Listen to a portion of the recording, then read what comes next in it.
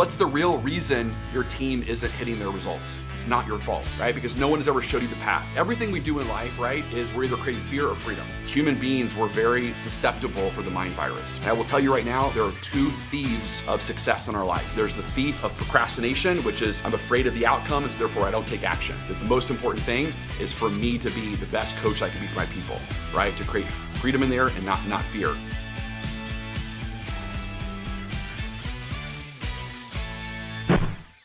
If you haven't read this book by James Clear, it's a phenomenal book. It's book's called Atomic Habits, and I'm sure you've probably say yes. Have you read the book?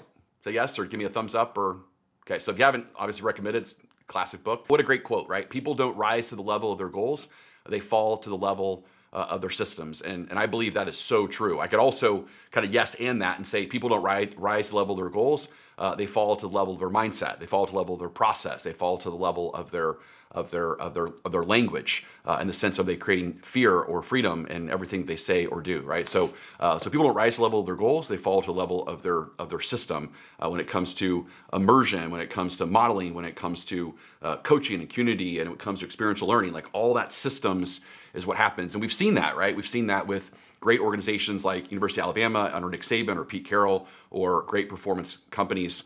It's all about that system. There's also a great author named Benjamin Hardy. He has plenty of books I recommend called The Gap and the Gain and Who Not How, Science of Scaling. Well, Mary and I just got the privilege to actually see him speak in a mastermind group that we did with Russell Brunson in Cancun recently. And he had this whole kind of talk about the science of scaling. And one of the things he said, which I thought was really fascinating that I'll share with you, he said that when an organization's trying to grow, they focus so much on the ceiling. They focus so much on like, hey, we want to increase our performance by 20% or 30%, or events. It's like, I want to double our sales this year and we want to get 10 million in 5 years. Like, so it's like, here's all the things that we're trying to do. Like, so we have the ceiling, but what we don't do, which I thought was really interesting, he said, Dr. Benjamin Hardy, he said, if we want to increase our ceiling, we have to increase our floor. Isn't that a great point? So we want to increase our ceiling, we have to increase our floor. And so often we're so focused on just increasing the ceiling that we don't realize we have to also increase the floor. Like they kind of go together, right? So I think a lot of times what we do is that we say, you know what, we want to double our sales this year and here's our quota. And we want to double our performance. And so we raise the ceiling, but we keep the floor where it's at. And it just doesn't work that way. You have to do both together. The ceiling and the floor have to go forward. So we're going to uncover why your people are stuck, why they're not achieving the results that you would like them to achieve. And my goal today is that, again, you have, more clarity with that awareness. I do believe awareness is the birthplace for change. And here's the thing and I think we've proven that over the last 5 days. I hope I've proven that to you and convinced you of that. And that it's not your people's desire, it's their lack of skills. That's it. You wouldn't have hired them if they didn't have desire, right? You wouldn't have said yes to them. They wouldn't have wanted to come work for you if they didn't have the desire. So they have the desire, they're just missing skills. And so we need to be aware of what those are, and we need to shrink the gap and focus on what that is for them. I do believe this, and that it's not their fault, right? Because they've never been taught how to master these skills. It's not their fault, and it's also not your fault. But 100% it's not their fault, because they've never been given this framework. They've never been kind of told, hey, there's the trinity of success in life is your mindset, process, and language. And any time that you are not achieving your desired goals, you have to look at your thoughts. You have to look at your process. You have to look at your language. What are you saying to yourself and others? Is it creating fear or freedom? I just literally got off a call with the best sales team I've ever coached in Florida for the last 14 years. And again, it's that weekly session I have with them for 50 weeks a year. And even them, they were just constantly analyzing in their words, what were they saying in their words that was creating resistance in the buyer? And we spent the entire time literally just analyzing it. And they were talking about, questions they normally ask of, hey, so tell me what's important to you about that. And I was like, okay, well, every customer starts off with like 100 units of motivation. And every time that you ask them something or you tell them something, you're either taking one of those motivation units or you're adding a motivation unit. You're either celebrating their success and giving them more fuel, more endurance to buy something from you, or you're removing something, you're taking something away.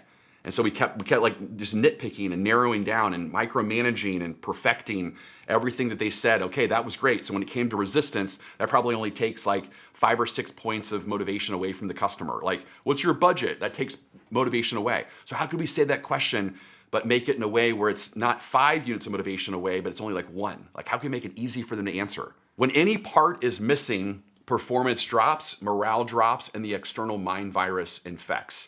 And so this is basically the 3-5 Forrest freedom framework, right? So we've been learning that you got to have the right mindset, you got to have the right process, the right language, and those are the kind of the trinity.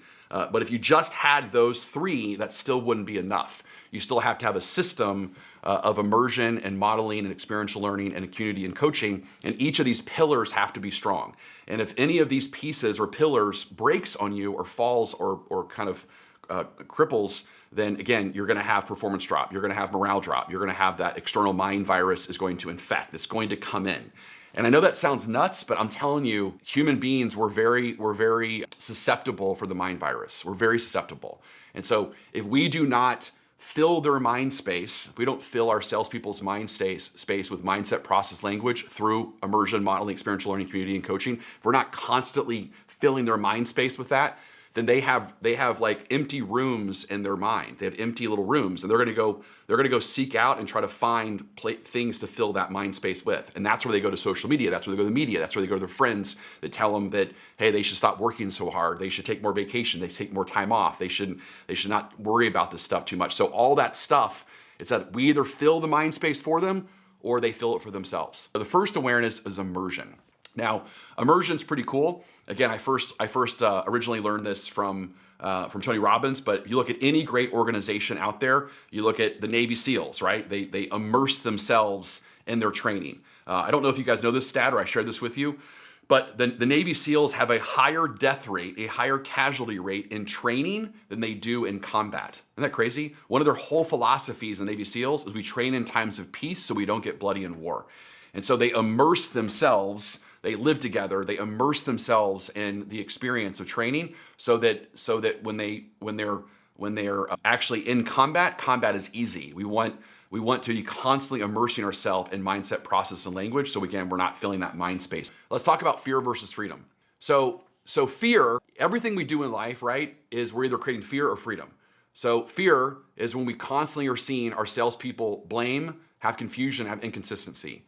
But freedom is all about ownership, clarity, and dependable results. And that's what we've been working on over the last 5 days, right? Is how do we create a culture? How do we install in ourselves and others freedom? How do we install in ourselves and others ownership and clarity and dependable results, right? Regardless of what's coming. Like, we cannot worry about the economy. We have to worry about us. We have to control the controllables. This is what we've been focused on. So here's that mirror moment, is what's the real reason your team isn't hitting their results? When you think about like all these things, right? Like, what's the real reason? And you're probably thinking, well, it's either one or two or three, or maybe it's all of these things, right? Like, what's that real reason? But here's the thing, I want to be real clear, and that's it's not your fault, right? Because no one has ever showed you the path. Like, have you guys ever seen this before? If we could install this system for you, then what would that mean to you? Like, how would that benefit you, and how would that allow you to do more of what you wanted to do and less of what you don't want to do, right? And like, you could focus on you. You could focus on being the best coach you can be and not worry about the other stuff, right? Not worry about developing the mindset, developing the process, developing the language, develop the material, right? Not develop like, how do I create the immersion system? How do I create experiential learning? How do I create the right technology and the Zooms and the learning platform? And how do I kind of do all this together? And how do I create facilitation guides? And how do I, like, no one has time for that, right? Like, that's a lot of time in order to make that happen. And so what if we could install it for you and allow you to do the things that you want to do, so that you can just focus on you, focus on coaching, and focus on mastering that one piece, because that piece is incredibly important. And I need everyone on this call right now to say that the most important thing is for me to be the best coach I can be for my people, right? To create freedom in there and not fear. And I can't do anything else. If there's anything else I'm focused on, I'm creating diffusion. And I will tell you right now, there are two thieves of success in our life. There are two thieves. There's the thief of procrastination, which is I'm afraid of the outcome, and so therefore I don't take action. That's procrastination. I'm afraid that it's not going to work out, so I don't ever start. That's procrastination. The other thief of success in our life is diffusion. And diffusion is, I got too many competing priorities, right? I'm trying to focus on too many things. And the most important thing that each of you guys can focus on is being the best freaking coach for your people, right? You've got to become the Nick Saban, the Pete Carroll, the Coach K, the Augie Garrido. You've got to become that person for your people, and it has to start now. And if you focus on that, everything else that's the most important thing you focus on, and then allow us or an organization like us focus on something else. Focus on the rest of it, right? So again, here's that 3-5 Forrest freedom framework. The 3 skills: mindset, process, language. The 5 strategies: immersion, modeling, experiential learning, community, and coaching. So here's the fear of doing it yourself. And again, I know in my life, I've done a lot of kind of do-it-yourself things that don't work out well. And that would be like me trying to do what you do best internally. And I share that with you because it's amazing how many customers will tell us, Jason, I like what you're offering here. However, we're really going to take some time. We're going to build this internally. It's not possible. Like it's not possible because I've never seen an organization that's going to spend the amount of money, that's going to take the amount of time, that's going to have 6 employees, that's going to be obsessed with it. It's always going to be a part-time gig. It's always going to be like a side thing they do, right? It's just not possible. And so again, that would be like me trying to go learn how to install Windows overnight, or learn how to do ad copy, or do advertising, or all of a sudden like build a reverse mortgage company, or all of a sudden start to build my own house. Like that would be impossible for me to do. And that would be like me saying the same thing to you. It just doesn't work. And so this is what we do. Like this is what we do one thing, and we do one thing very, very well. And so the reason why I say that is because this is my belief system, and I want you guys to really, really like make this a tattoo on your forehead. And that speed is your currency of success. Because the enemy today is AI. That is the enemy. And it can be the force multiplier, but it's also the enemy.